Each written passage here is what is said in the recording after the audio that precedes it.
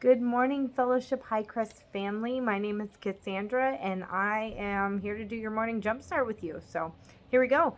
Today's reading is from Genesis chapter 30 and 31, Psalm chapter 11, and Mark chapter 12. So today I really just want to ask you a question.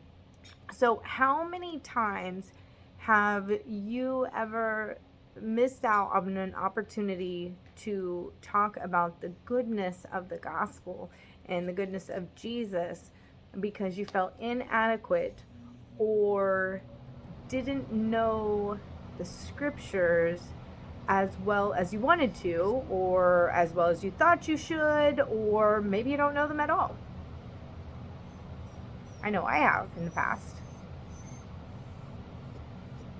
Well, today's readings kind of go over three things. So I kind of wrote some things down so I wouldn't miss them, because I really, as I was going through these, I really felt strongly about these and I kind of wanted to share them with you. So the first thing is in Genesis chapter 31. One of the things I took away from it was that in that story in 30 and 31, that Jacob had complete trust in the Lord. He literally put his full trust in the Lord. He had a dream, and from that dream, he completely trusted God's plan for him. Right? The second one in Psalms 11, right? Trusting in the Lord. He is always there, and he never runs out, like no matter what. And man-made security and protection, it eventually runs out. It's not long-term. I mean, you can have a weapon, right? Ammo runs out. You can have a bat, right? But your energy wears out. You can have a house, but eventually it falls apart. You can have clothing, but they wear out. You can have a car, but it runs out of gas, or maybe the windows break.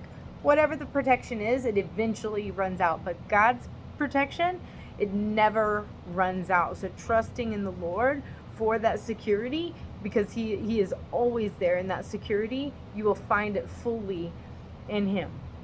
And number 3, in Mark 12, Jesus was confronted by the Pharisees, but he immediately confronted them back by answering their questions when they tried to trip him up, and gave them an opportunity for growth and change, even when they were trying to trip him up, right?